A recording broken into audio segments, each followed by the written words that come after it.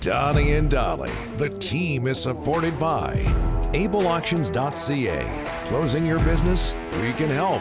And King of Floors, your vinyl, laminate, and engineered flooring superstore.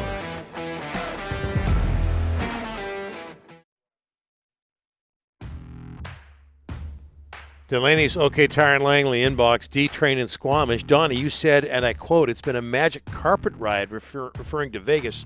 So you are definitely flip-flopping. Ryan is right. It's one of your buddies, D-Train. Oh, yeah. In Squamish.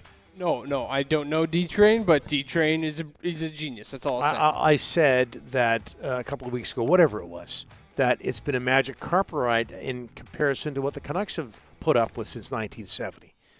But they have gone through adversity the last 3 years in the playoffs. One of the winningest teams in the last 4 years, and they've adversity. In the playoffs, you tell me the Pavelski situation wasn't adversity? Okay. Yeah. It's tough being right all the time. Not many feeling sorry for Las Vegas. All right, I'm joined now by Michael Dyck, Giants head coach and assistant to Gerard Gallant with the Canadian team that won gold at the Worlds in Latvia. Michael, thanks so much for doing this. How are you, sir? I'm doing very well. How are you? Very good, very good. Can you put into words what your experience in Latvia was like, Michael?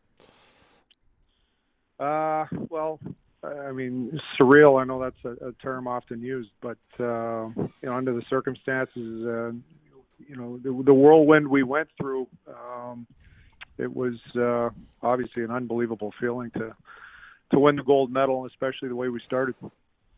Michael, I know the obvious answer is coaching, but what turned things around after the 0-3 start? Well, I think we knew we were getting better.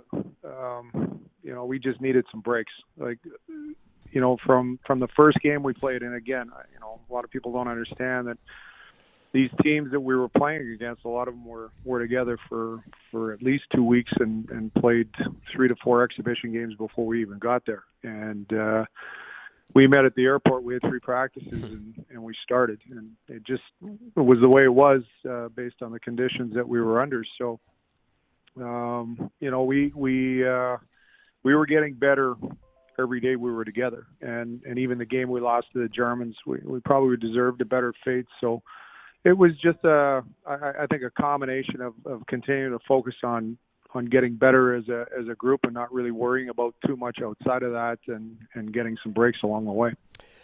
Mike, talk about Troy Stecher. He played a ton. He was a big part of your team. What did you think of him?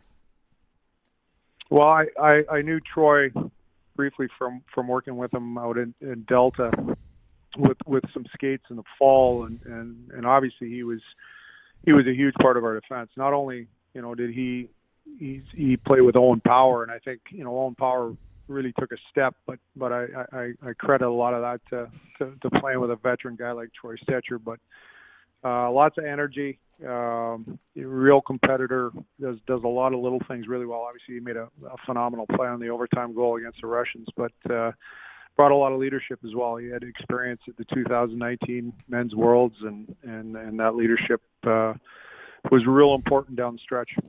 Hey, Mike, we asked Troy this on Monday. Talk about the call from Hockey Canada for you and how you got involved.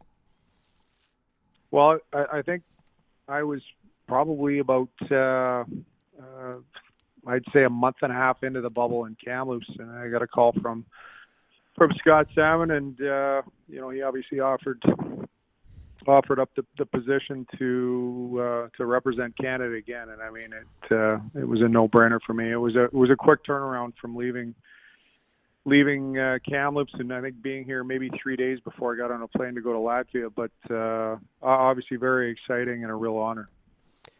Are you confident the Western Hockey League, the Vancouver Giants, everything will be normal come training camp in early September?